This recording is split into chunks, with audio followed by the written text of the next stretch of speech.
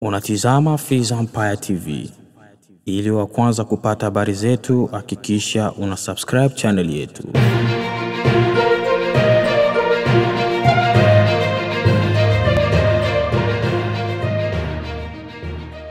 Aya, karibu mpenzi msikilizaji na mtazamaji wa Fizi Empire Television, kisima cha habari na burudani.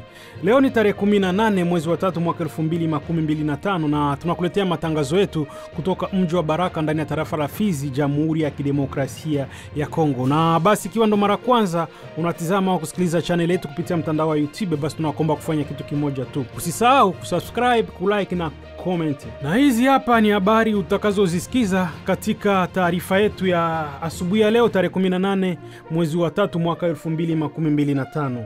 Waasi wa M23 na AFC wakimbia mazungumzo ya moja kwa moja na serikali ya Kongo. Mazungumzo hayo yalitarajiwa kufanyika leo tarehe 18 Mechi huko Angola. Umoja wa Mataifa watoa azimio kubwa. Azimio hilo linahusu maafisa wa Rwanda na viongozi wa M23. Na mengi zaidi utapata kuyasikiliza katika taarifa yetu ya leo. Hii ni Fizi Empire Television, kisima cha habari na burudani. Mimi nitaka Eloge Lulonga, basi karibu nikupashe.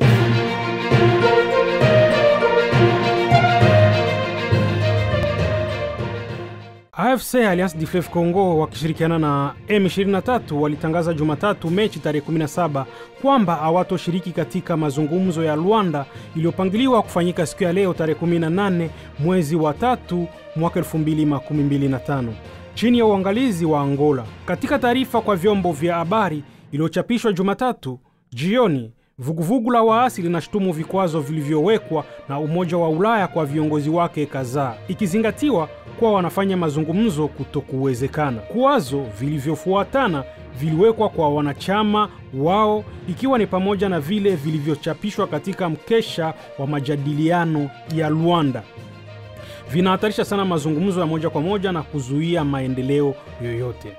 Katika taarifa yao wamesema, tunaweza kusoma katika mapema siku ya Jumatatu, kundi la waasi wa M23 pamoja na EFC limedhibitisha ushiriki wake katika mazungumzo ya Luanda huko Angola, hata kubainisha kuwa lilinuia kupanga wajumbe watano. Siku ya Jumatatu, Umoja wa Ulaya ulitangaza vikwazo dhidi ya viongozi wa kundi ili lenye silaha linalofanya kazi mashariki mwa Jamhuri ya Kidemokrasia ya Kongo na kuungwa mkono na jeshi la Rwanda. Hatua hizi ni pamoja ya Bertrand Bisimwa, mkuu kundi la waasi wa M23.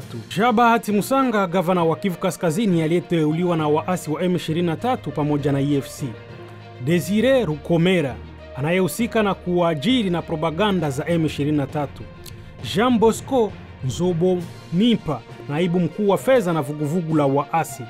Vikwazo hivyo vya Umoja wa Ulaya vinalenga maafisa kadhaa wa Rwanda wanao uratibu operesheni za kijeshi mashariki mwa Jamhuri ya Kidemokrasia ya Kongo, kuunga mkono waasi wa M23 na pamoja na Francis Kamanzi, mkurugenzi mkuu wa ofisi ya madini, mafuta na gesi ya Rwanda, kwa jukumu lake katika usafirishaji haramu wa madini ya Kongo. Siku ya Jumapili, serikali ya Kinshasa ilikuwa imedhibitisha kutumwa kwa ujumbe kwa Rwanda kushiriki katika mazungumzo ya moja kwa moja na kundi la waasi wa M23 chini ya upatanishi wa Angola.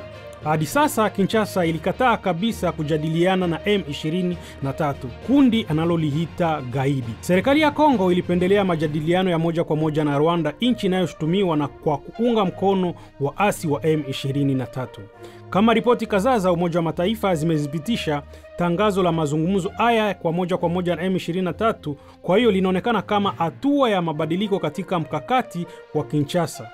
Kwa zaidi ya miaka miwili, kundi la M23 linaendelea na upanuzi wake mashariki mwa Jamhuri ya Kidemokrasia ya Kongo.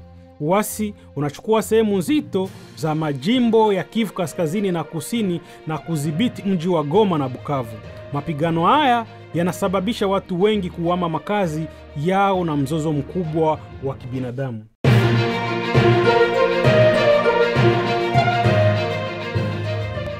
Umoja wa Ulaya umechukua hatua madhubuti kwa kuweka vikwazo dhidi ya maafisa wa Rwanda na watendaji wa M23, hatua inayolenga kukomesha machafuko yanayoendelea mashariki mwa Jamhuri ya Kidemokrasia ya Kongo. Vikwazo hivi vinalenga watu na taasisi zifuatazo: maafisa na jeshi la Rwanda.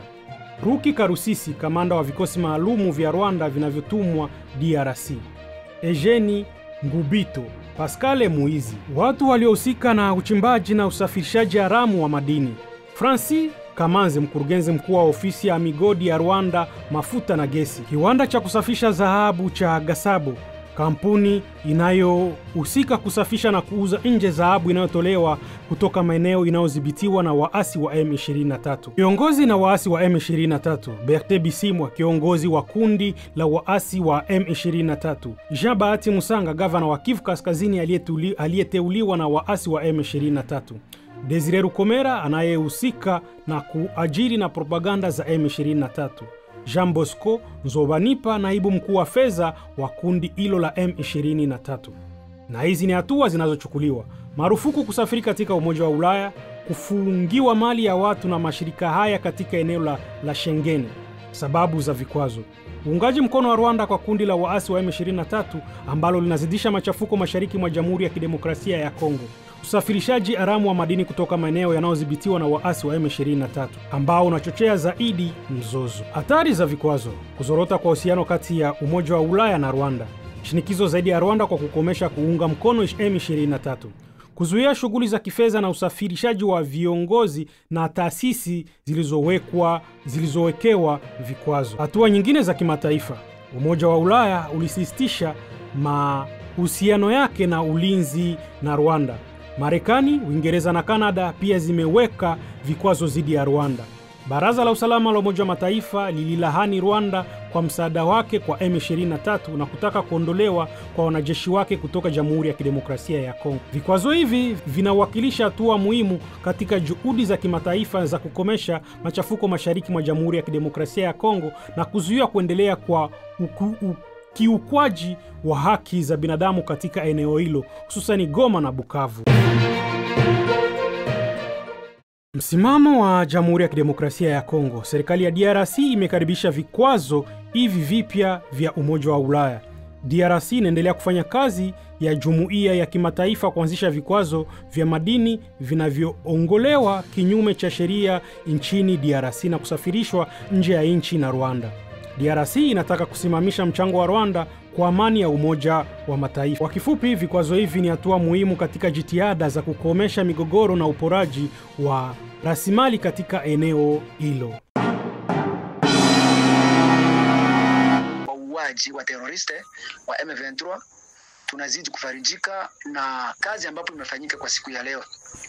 Muda wa asubuhi, muda wa saa 10 za asubuhi, saa 10, saa 11, saa 1, saa 2, tayari vijana walikuwa wamekwisha kuteka kijiji kile cha Nyangezi. Na kwa sasa muda kama huu, muda wa saa 12, tayari vijana wameteka kijiji kile cha Nyamtende kuelekea hapo Bukavu. Na tumeshukuru Mungu muweza wa yote kwa siku ya leo, vijana wa William Amuri ya Kutumba Mkombozi Visionnaire, mheshimiwa numero 1 Commander Force, wamefaulu kuunguza gari 2 za M23 kutoka hapo Bukavu zikiwa kwenye silaha nzito. Hiyo ni habari ambapo tunayo ya faraja kwa wakongomani wote. Atakayesikia habari yampashe mtu mwingine. Asante Martin.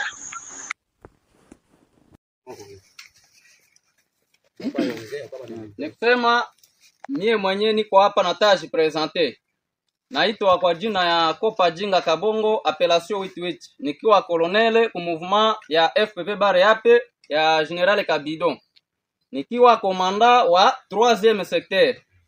Nikusema kama nimetoka ku mouvement ya General Kabidon, nilijua politike yake mbele ya wakati.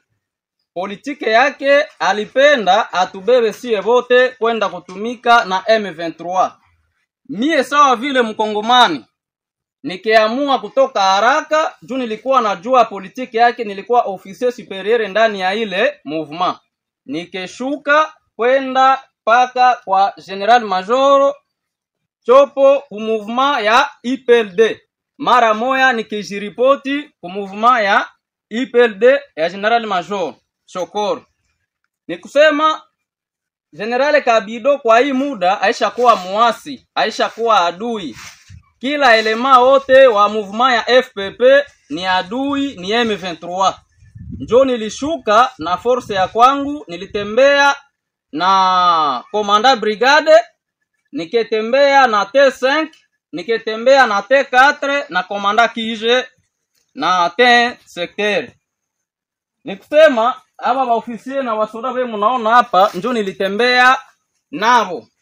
Wakati mimi nafika ku movement ya General Shokoro yaani IPLD, batu basiwaze kusema nilitumiwa na Kabido wala nilitumiwa na kiongozi fulani juu ya politiki ya kusema tunataka ingiza M23. Hapana. Mimi niko Mkongomani, mimi niko mzalendo, siwezi tumika na M23. Njo nilitoka ava ile declaration yabo ifanyike. Nikitoka mbele ya wakati hadi kufika huku na 60 militaire avec equipement militaire. Njo nilipenda nionyeshe wakongomani wote kumtandao, batu bashiniwazie mubaya kusema nilitumwa wala niko na misio fulani. Nimekatala kutumika na Kabido, yaani amekuwa adui wa wakongomani wote kwa jumla. Ni kwa hiyo acha niseme asante sana kwa mpenzi msikilizaji na mtazamaji wa Fizi Empire Television, wewe ambao ulikuwa na sisi mwanzo hadi mwisho wa taarifa zetu za asubuhi ya leo tarehe 18 mwezi wa 3 mwaka 2025. Meona nitaka Eloge Lulonga na tunakutangazia kutoka mji wa Baraka tarafani Fizi ndani ya Jamhuri ya Kidemokrasia ya Kongo. Na basi kama ndio ilikuwa mara kwanza unatizama au kusikiliza habari kupitia channel yetu, kupitia channel yako pendwa Fizi Empire, basi naomba kufanya kitu kimoja tu, kulike, kusubscribe channel yako. Mkifaransa wanasema kujiabone, ili kuhakikisha unapata habari kamili na muda mwafaka pale tunapokuwa tunakuwekea habari mpya. Acha niseme bye bye na tukutane kwenye matangazo yetu ya baadaye. Siku njema kwako. Unatizama Fizi Empire TV. Ili wa kwanza kupata habari zetu, hakikisha una subscribe channel yetu.